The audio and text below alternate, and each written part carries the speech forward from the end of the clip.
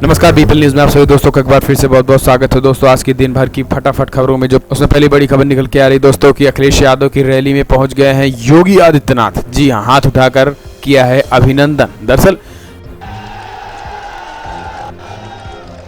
अब तो इनका भी समर्थन मिल गया। अब कुछ चाहिए आपको, बताओ। ये पीछे वालों को पहचान में आ रहे हैं? अरे वो नीली शर्ट पहने खड़े हैं, हाथ उठाओ आखिरी में। अब उठाया, थोड़ा हाथ उठाया और ऊपर उठाओ। बोलो, पहचान में आए? कौन आए हैं आपके यहाँ? ये जा रहे थे गोरखपुर, हम ले आए फैजाबाद पहले और फिर अब बाराबंकी। यूपी के बाराबंकी में समाजवादी पार्टी के राष्ट्रीय अध्यक्ष अखिलेश यादव की रैली में लोग उस वक्त हैरान रह गए जब सीएम योगी की शक्ल वाले एक शख्स को अखिलेश यादव के साथ मंच साझा करते देखा गया। मुख्यमंत्री योगी आदित्यनाथ का हम शक्ल भगवाधारी वेश में था। वो शख्स सीएम योगी की तरह ही दिखाई दे रहा था, जिसे अखिलेश यादव के साथ देखकर लोग हैरान और परेशान होने लगे। लेकिन कुछ देर बाद अखिलेश यादव ने उस व्यक्ति की असलियत से पर्दा उठा दिया। दरअसल अखिलेश यादव ने चुटकी लेते हुए जनता से कहा कि अब तो इनका भी समर्थन मिल गया है, कुछ और चाहिए आपको। अखिलेश ने कहा है कि ये जा रहे थे गोरखपुर, लेकिन हम पहले फैजाबाद ले गए, फिर इनको बाराबंकी लेके आए हैं। आपको बता दें कि अखिलेश यादव शुक्रवार को जनसभा को संबोधित कर रहे थे। इस दौरान अखिलेश ने कहा कि बाराबंकी समाजवादियों का गढ़ रहा है, आपको चौकीदार भी हटाना है, ठौकीदार भी हटाना है। अखिलेश यादव ने दावा करते हुए कहा है कि गठबंधन किया है तो जीत भी पक्की है और इस गठबंधन को अंत तक निभाएंगे भी। अखिलेश यादव ने शनिवार को ट्वीट करते हुए कहा है कि हम नकली भगवा नहीं ला सकते, पर एक बाबा जी लाए हैं। ये हमारे साथ गोरखपुर छोड़ प्रदेश में सबको सरकार की सच्चाई बता रहे हैं। आपको बता दें कि ये कोई पहला मौका नहीं है जब योगी की हमशक्ल को अखिलेश यादव की मंच पर देखा गया है। इससे पहले फैजाबाद की चुनावी जनसभा में भी अखिलेश के साथ ये योगी मौजूद थे। अखिलेश यादव ट्विटर के माध्यम से 2 तस्वीरें शेयर करते हैं। उसमें साफ साफ ये लिखते हैं कि हम नकली भगवान नहीं ला सकते हैं, पर एक बाबा जी लाए हैं। ये हमारे साथ गोरखपुर छोड़ प्रदेश में सब को सरकार की सच्चाई बता रहे हैं। अखिलेश ने बाराबंकी में कहा है कि कांग्रेस के लोग कह रहे हैं कि हमने जानबूझकर कांग्रेस प्रत्याशी लड़ाए हैं, जिन्होंने प्रधानमंत्री मोदी पर तंज कसते हुए कहा है कि बोरी से चोरी हो रही है और नौजवानों की नौकरी चोरी हो गई है। जो लोग चाय वाला बन कर आए थे अब चौकीदार बन गए हैं। वहीं उत्तर प्रदेश के मुख्यमंत्री योगी आदित्यनाथ को आड़ो हाथों लेते हुए अखिलेश ने कहा है कि ठोको नीति से कानून व्यवस्था ठीक रहती है। बीजेपी के लोगों ने कोई वादा पूरा नहीं किया है और विकास रोक दिया है। इसके साथ ही अखिलेश के साथ मंच साझा कर रहे उस योगी ने भी सीएम योगी आदित्यनाथ पर भी जमकर निशाना साधा और पीएम मोदी पर भी जबरदस्त निशाना साधा। उन्होंने कहा कि इस महागठबंधन को वोट करें ताकि एक नई सरकार बन सके और नई सरकार बनने के बाद देश में नए विकास की धारा बन सकेगी। आप लोग किसी योगी और ढोंगी के चक्कर में ना पड़े और अखिलेश यादव और इस गठबंधन को वोट करें। यानी अखिलेश यादव जिस तरीके से मास्टर स्ट्रोक खेला है, इससे कहीं न कहीं से हम मास्टर स्ट्रोक के रूप में ही देख सकते हैं, क्योंकि माना जा रहा है कि जिस तरीके से अखिलेश यादव के साथ ही ये योगी मंच शेयर कर रहा है, इससे कहीं न कहीं जनता भी पूरी तरीके से कंफ्यूज हो जाएगी और इसका फायदा समाजवादी पार्टी को मिलेगा और इस गठबंधन को मिलने वाला है। तो कहीं ना कहीं अखिलेश यादव ने जिस तरीके से मास्टर प्लान चला है कि एक योगी को काउंटर करने के लिए दूसरे योगी को अपने साथ ले चल रहे हैं, इससे कहीं ना कहीं बीजेपी को आने वाले समय में तगड़ा झटका लग सकता है। दिन भर की फटाफट खबरों में अगली जो बड़ी खबर निकल के आ रही है दोस्तों, वो काफी हैरान कर देने वाली है। जी हाँ, एक बार दरअसल तेज बहादुर यादव ने एक बार फिर से मोदी सरकार की नींद उड़ाने वाली कर दिया है चौंकाने वाला खुलासा। जी हाँ, दरअसल तेज बहादुर यादव अपने फेसबुक पोस्ट पर एक आर्टिकल शेयर करते हैं जो कि अमर उजाला में छपा था और माना जा रहा है कि वो आर्टिकल किसी जिले के कोने का था। लेकिन जिस तरीके से तेज बहादुर यादव ने उसकी सच्चाई बताई, उसके बाद से फिर मोदी सरकार पर और सवाल खड़े होने लगे हैं, क्योंकि तेज बहादुर यादव ने जो लिखा है उसमें वो काफ़ी चौंकाने वाला था।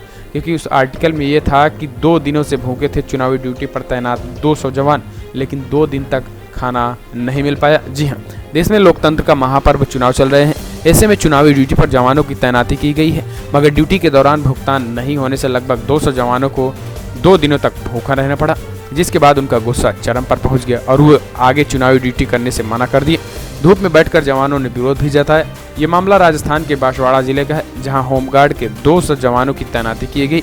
शहर के एक स्कूल में ठहरने से इन जवानों ने बताया कि उनके पास 2 दिन तक पैसा नहीं है और उनका खाना मेस से बनता है, इसी वजह से वो 2 दिनों से भूखे हैं। ऐसी परिस्थिति में प्रशासन ने उन्हें भुगतान किए बिना एक और 2 मई को चूरू और भरतपुर रवाना होने के लिए कह दिया है। जिससे कि वो नाराज हैं। बाड़मेर की डी कंपनी के जवान खैर सिंह ने कहा है कि वो पूरे भारत में ड्यूटी करने के लिए तैयार हैं और पहले भी ड्यूटी कर चुके हैं, मगर बिना भुगतान के काम नहीं चलेगा। उनका कहना है कि वो अधिकारियों के आदेशों का पालन करने के लिए तैयार हैं, लेकिन भूखे पेट काम नहीं हो सकता है। जब मीडिया में ये घटना सामने आई तो आनन फानन में प्रशासन के अफसरों जवान तक पहुंचे और उन्होंने बताया कि 2 दिन तक भुगतान करने का आदेश जारी हो गया है। उन्होंने बताया कि 2 दिन के अंदर भुगतान जारी करने का आदेश जारी हो गया है, जो उन्हें जल्द मिल जाएगा। इसके बाद जवान ड्यूटी करने के लिए तैयार हुए। तैसाराम नाम के जवान के अनुसार पहले एडवांस राशि जमा की जाती है, जिसके बाद मेस में खाना बनता है, लेकिन ऐसा न होने की वजह से 2 दिनों तक मेस में खाना नहीं बना। राजस्थान की 25 लोकसभा सीटों की 2 चरणों में चुनाव होने हैं।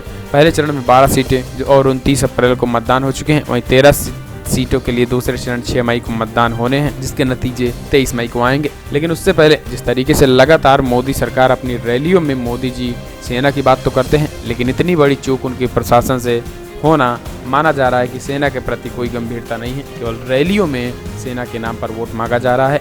और इसी को लेकर तेज बहादुर अपने फेसबुक पोस्ट पर शेयर करके इसको भी एक बड़ा मुद्दा बना दिए हैं। एक बार फिर से तेज बहादुर बीजेपी के निशाने पर आ गए हैं। दिन भर की फटाफट खबरों में अगली जो बड़ी खबर निकल के आ रही है दोस्तों, वो अमेठी से है, जहां पर एक बार फिर से प्रियंका गांधी ने कर दिया है बड़ा खुलासा। उन्होंने कहा है कि अमेठी में स्मृति ईरानी और बीजेपी सभी प्रधानों को खरीदना चाहती है और खरीद फरोख्त में प्रधानों को भी लग गई है और काफ़ी ज़्यादा मोटी रकम दी जा रही है प्रधानों को, ताकि बीजेपी के पक्ष में वोट करवा सकें। जी हाँ, दरअसल अपने भाई और कांग्रेस अध्यक्ष राहुल गांधी के लिए अमेठी में लगातार चुनाव प्रचार में जुटी प्रियंका गांधी ने बीजेपी पर गंभीर आरोप लगाए हैं। प्रियंका ने कहा है कि बीजेपी वाले न सिर्फ गलत प्रचार कर रहे हैं, बल्कि ग्राम प्रधान को लिफाफे में पैसे भी पहुंचा रहे हैं।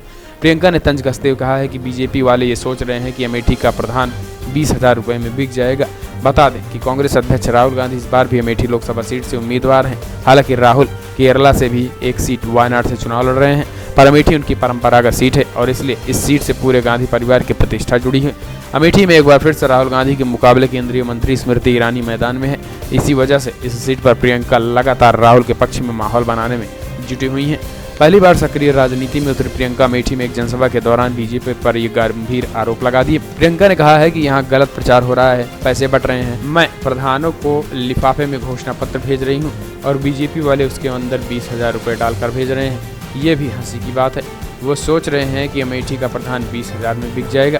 यानी जिस तरीके से प्रियंका गांधी ने भारतीय जनता पार्टी की इस मोदी सरकार और स्मृति ईरानी में जिस तरीके से आरोप लगाया स्मृति ईरानी पर अमेठी में कि प्रधानों को पैसे बांटे जा रहे हैं, इसमें अगर सच्चाई होती है तो चुनाव आयोग को बड़ा कदम उठाना चाहिए, क्योंकि चुनाव में पैसे बांटना भी आचार संहिता का उल्लंघन है।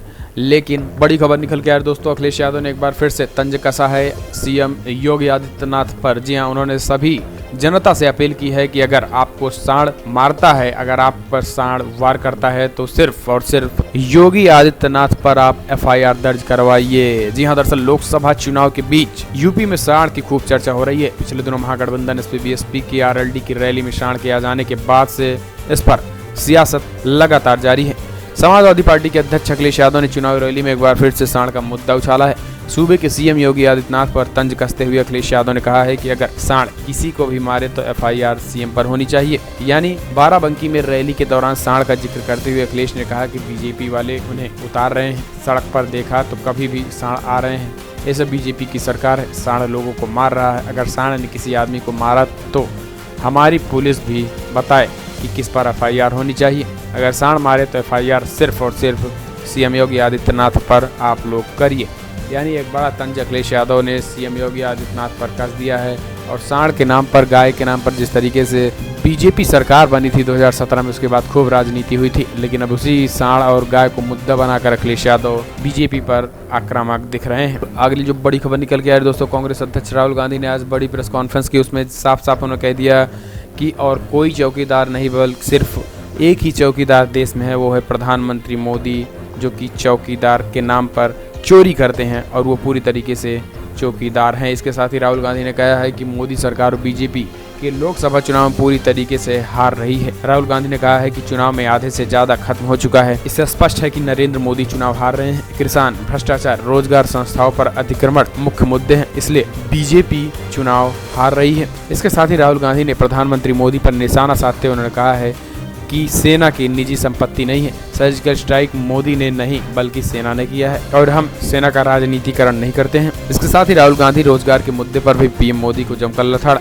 कांग्रेस अध्यक्ष राहुल गांधी ने आज प्रेस कॉन्फ्रेंस करते हुए प्रधानमंत्री मोदी पर हमला बोला। उन्होंने कहा कि मोदी रोजगार के सवाल पर चुप रहते हैं, उनके पास कहने को कुछ नहीं है, ये चुनाव हार रहे हैं और बस, जो कि इनके चेहरे पर साफ साफ दिखाई भी दे रहा है।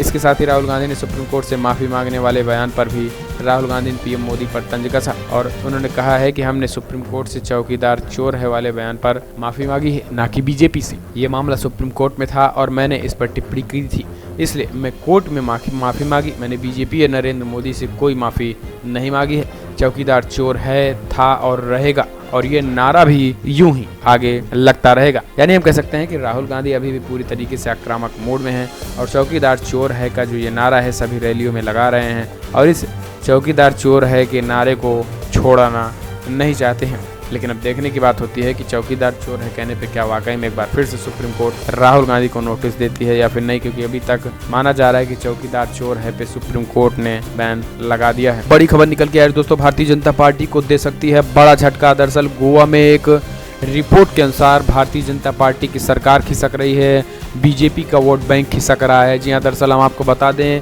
कि गोवा में एक ADR का सर्वे किया गया है। गोवा में भाजपा सरकार का प्रदर्शन बेहद खराब और निराशाजनक दिखने की उम्मीद लग रही है। एसोसिएशन फॉर डेमोक्रेटिक रिफॉर्म्स यानी ADR की रिपोर्ट में दावा किया गया है कि गोवा में वोटर्स के बीच कराए गए सर्वे रिपोर्ट में बात सामने आई है। गोवा सरकार वोटर के पैरामीटर पर रोजगार, स्वच्छता, महंगाई, स्वास्थ्य और खाद्य दर जैसे मुद्दे पर असफल रही है। ये सर्वे अक्टूबर और दिसंबर 2016 के बीच राज्य में कुछ प्रमुख मुद्दों को लेकर कराया गया है, जिसका परिणाम मंगलवार को सार्वजनिक किया गया था।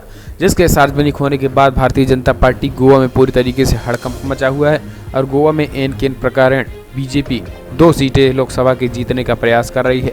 लेकिन ADR की रिपोर्ट आने के बाद माना जा रहा है कि वहां का जनता की मूड भी पूरी तरीके से बदल चुका है, क्योंकि जिस तरीके से महंगाई हो या फिर स्वच्छता के नाम पर या रोजगार हो या फिर स्वास्थ्य की बात हो, वहां पर माना जा रहा है कि बीजेपी ने अपने कार्यकाल में 10 साल रहने के बावजूद कुछ ऐसा कदम नहीं उठाया जो गोवा के लिए हितकारी हो सके और बस उसी को लेकर माना जा रहा है कि भारतीय जनता पार्टी की गोवा से इस बार विदाई तय मानी जा रही है। दिन भर की आज की बड़ी खबरों में इतना ही। अगर आपको वीडियो पसंद आया तो लाइक करें, शेयर करें, कमेंट के माध्यम से अपनी राय देना ना भूलें कि आप क्या सोचते हैं। क्या वाकई में जिस तरीके से अखिलेश यादव ने योगी आदित्यनाथ का ये मास्टर प्लान चला है, क्या लगता है कि इससे बीजेपी या फिर अखिलेश को फ़ायदा होगा या फिर नहीं?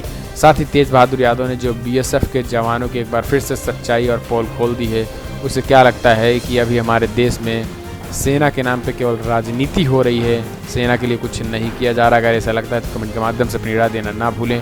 वीडियो पसंद आए तो लाइक करें, शेयर करें, चैनल को अभी फ्री में सब्सक्राइब करना ना भूलें।